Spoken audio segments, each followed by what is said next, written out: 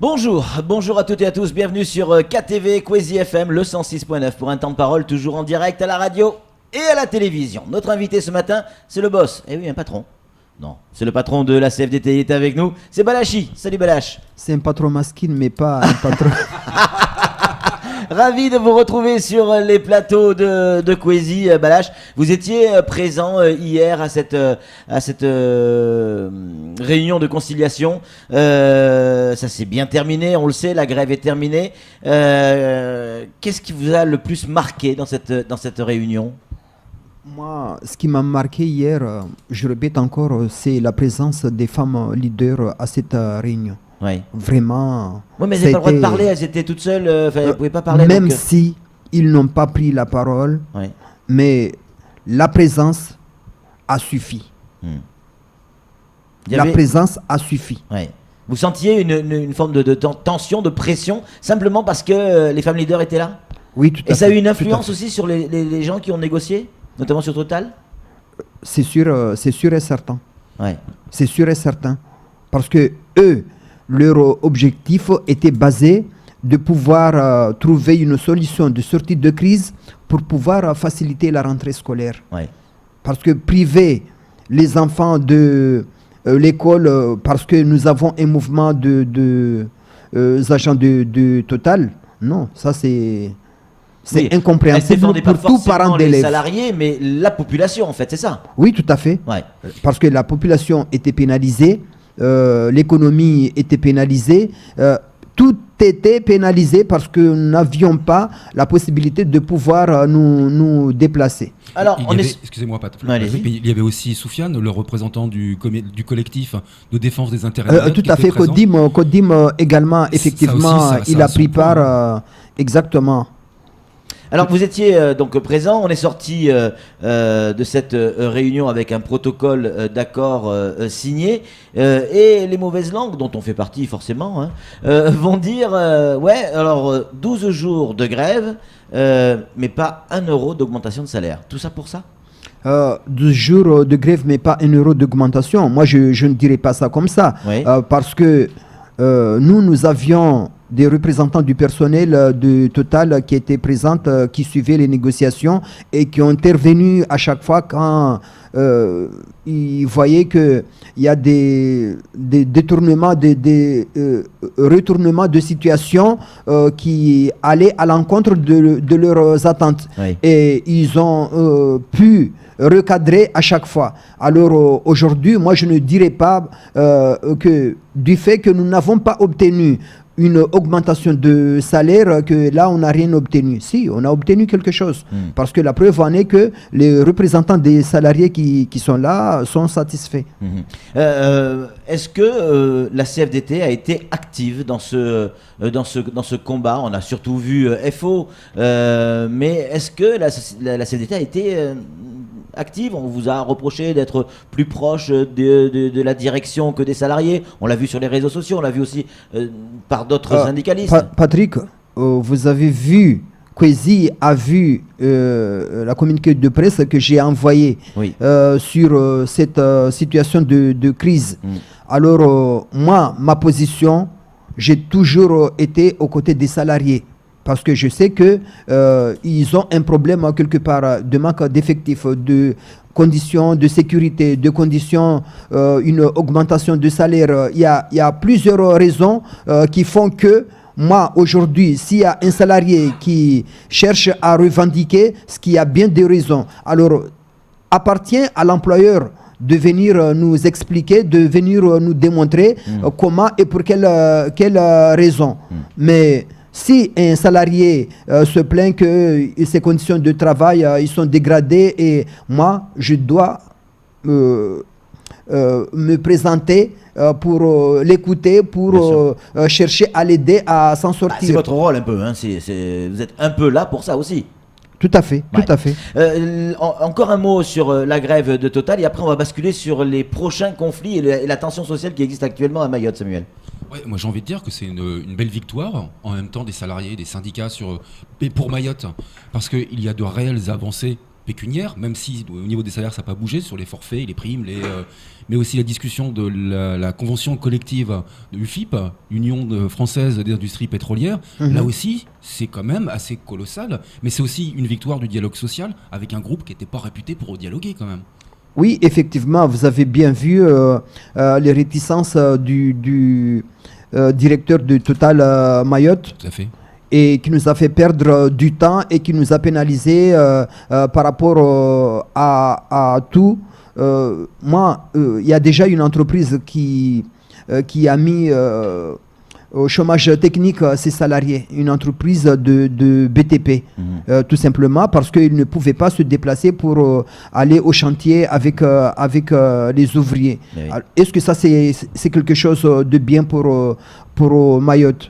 Et si des problèmes comme ça arrivent, il faudrait que nous puissions faire face pour éviter ces situations de crise. Parce qu'une entreprise qui ferme, s'il y a un salarié qui est licencié, ça veut dire que nous avons une vingtaine de personnes, voire même plus, qui vont se retrouver en difficulté parce que c'était cette personne qui était le moteur de la famille, quelque part, qui s'est retrouvée au chômage. L'éducation, la nutrition, tout ce qu'il y a comme besoins fondamentaux, ils seront mis en difficulté. Et puis après, c'est la vie, tout simplement, qui sera mise en péril d'une manière générale. Balachi, Total, ça y est, c'est fait, c'est plié. On verra ce qui pourra se passer plus tard. Reste maintenant d'autres dossiers qui ne sont pas finis d'être réglés. On sent quand même une tension sociale assez importante. Et je commencerai déjà par le port. L'activité autour du port, pas que les salariés d'MCG, il y a la Smart également, il y a des NAO qui sont prévus, qui se passent pas forcément très très bien non plus, selon les informations. Comment vous voyez la situation au port dans les jours qui viennent ? Je crains qu'il soit vraiment très tendu et qu'une autre crise explose. Rapidement ? Rapidement. Parce que vous n'êtes pas sans savoir que la crise, le point d'accrochage, oui, réside sur le fait que nous avons un DSP et la personne qui a été mandatée, déléguée pour gérer le port, n'arrive pas à gérer, n'arrive pas à s'entendre avec l'ensemble des acteurs socio-économiques qui œuvrent au niveau du port. Alors, moi, je n'exclus pas du tout une autre forme de crise. Mais il y a aussi des salariés qui travaillent dans les différentes entreprises qui ont leurs revendications auprès de leur employeur qui cherchent à faire valoir.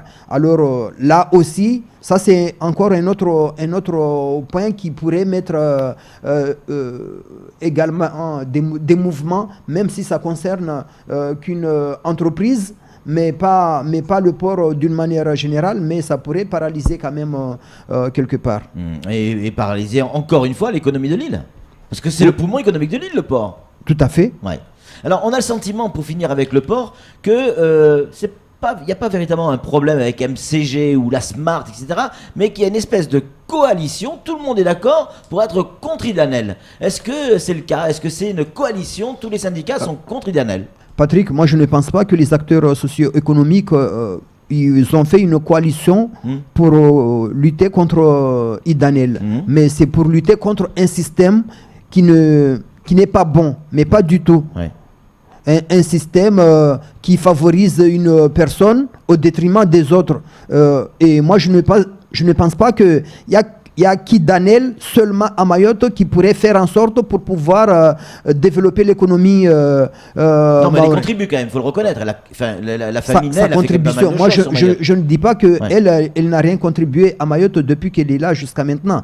Mais par contre, elle veut tuer les autres et récupérer la place pour pouvoir vivre. Non, on ne va pas lui céder Mayotte toute seule et nous autres, nous voulons également vivre. Bien sûr. Samuel. Là, je voulais vous parler du port de Longoni. Vous avez totalement raison, c'est encore très tendu. Mais est-ce que ça ne va pas au-delà de ça à Mayotte? Vous avez été un acteur de 2011, des manifestations contre la vie chère, mais aujourd'hui, à Mayotte, on a besoin d'une intervention rapide de l'État à tous les niveaux, sécurité, immigration, emploi, éducation. Et les Mahorais... La santé, l'eau. La santé, vous êtes bien placé pour le savoir. On a besoin d'une intervention de l'État, un petit peu comme en Guyane. Est-ce que c'est pas un mouvement comme ça qui pourrait se préparer plutôt que sur un foyer social? Moi je crains que ça finisse à ce stade. Mais ce que je déplore aujourd'hui, c'est que nos politiques, ils sont complètement absents. C'est comme si ils n'existaient pas du tout, parce qu'un élu, pour moi, est censé prévenir, est censé accompagner, est censé vivre à côté de la population.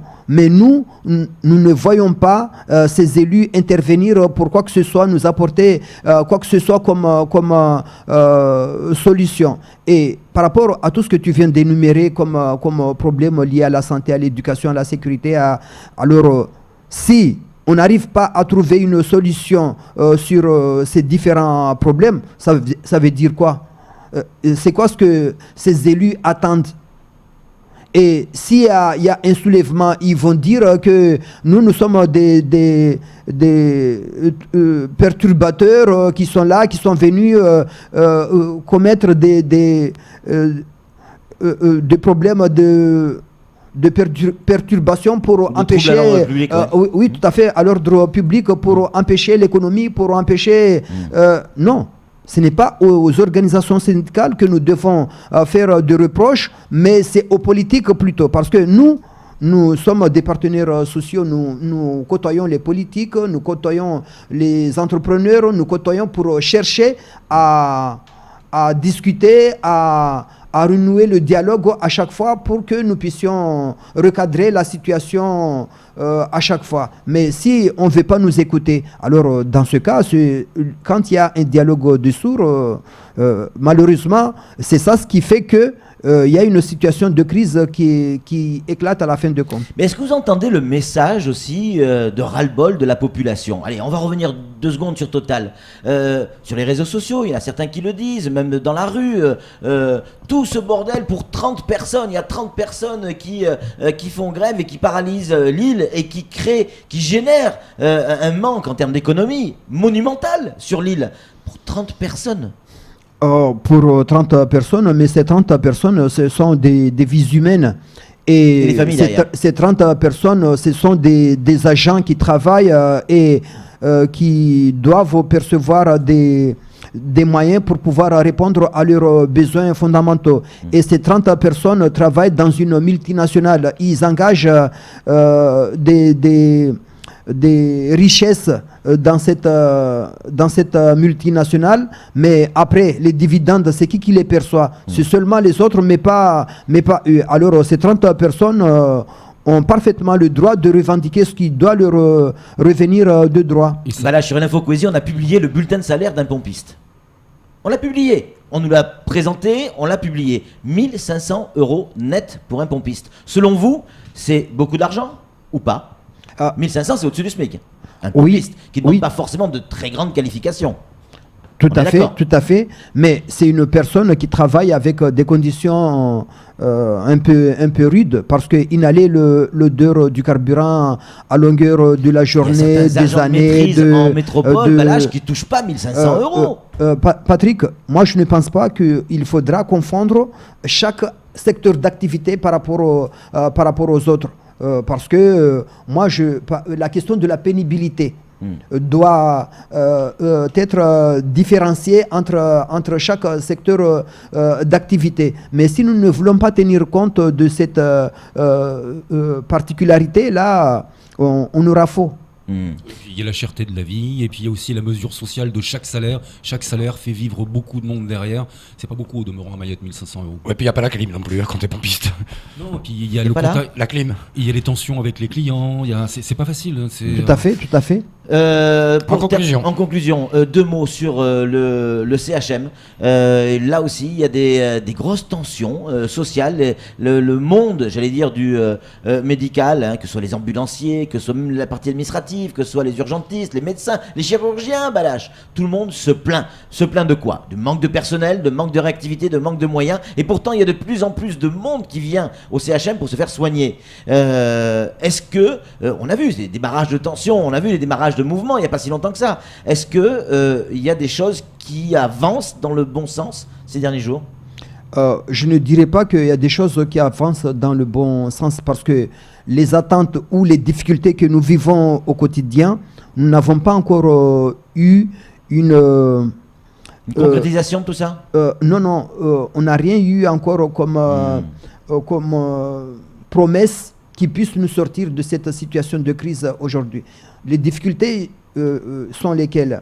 Il y a le manque de place pour pouvoir accueillir les patients quand ils sont admis à l'hôpital et le manque d'effectifs également. Et c'est ça ce qui entraîne tous les problèmes que subissent les usagers quand ils sont admis à l'hôpital. Récemment, il y a une semaine ou deux, il y a un enfant de 11 ans qui est décédé à la sortie d'une consultation au sud. Et tout simplement, moi je dirais que ce n'est pas le premier, mais ça c'est, je pense, c'est le dernier qui s'est produit. Mais par contre, comment... On aurait pu sauver la vie de ce petit garçon? Ah ben, si on était dans un établissement ailleurs, mis à part Mayotte, oui, je dirais. Et moi, je ne mettrais pas en cause la compétence des professionnels de la santé à Mayotte. Mais nous avons une insuffisance de personnel. Et à chaque fois que nous aurons une insuffisance de personnel avec une augmentation de surcharge de travail, l'organisme il finit par s'épuiser. Et à partir du moment que l'organisme est épuisé, on fait des erreurs. Voilà. Il y a des négligences et donc il y a un petit garçon de 11 ans qui est mort à cause de la fatigue sur certaines personnes? Et les erreurs qui sont commises? Certainement. En tout cas, merci d'être venu sur ce plateau. On a bien compris, Balach, hein, pour vous, la crise sociale sur Mayotte n'est pas terminée, loin de là. Patrick, je vais me permettre... conclure, hein. Oui, tout à fait. Vous avez entendu parler qu'il y a la suppression des CEI. Oui. Alors, regarde, ça c'est quelque chose qu'on devrait anticiper pour pouvoir prévenir la rentrée à ce qu'il puisse bien se passer. Mais les autorités, c'est quoi ce qu'ils ont fait? C'est qui devrait faire quelque chose pour qu'on puisse garantir le renouvellement de ces contrats? C'est les maires. C'est le président des maires. Ouais. C'est les gens pour qui vous avez voté, Balach. Ben oui, qu'est-ce que je vous dise? Vous ne pouvez pas un jour voter pour des élus et le lendemain les critiquer. Excuse-moi, mais il y a certains que je n'ai pas voté. Alors, et qui sont pour tous les maires, hein. on est bien d'accord. Mais d'une manière générale, c'est ça le problème. Et on se retrouve face au problème majeur, c'est qu'à un moment donné, quand on a un bulletin entre les mains, il y a des choix à faire. Et il faut arrêter de faire des choix pour la famille ou les amis, mais faire des choix dans l'intérêt de Mayotte. Et aujourd'hui, on se retrouve dans cette situation. En tout cas, merci beaucoup, Balach, d'être venu sur ce plateau. Merci à Kwesi également. C'est tout pour ce temps de parole. Tout de suite, la suite de nos programmes.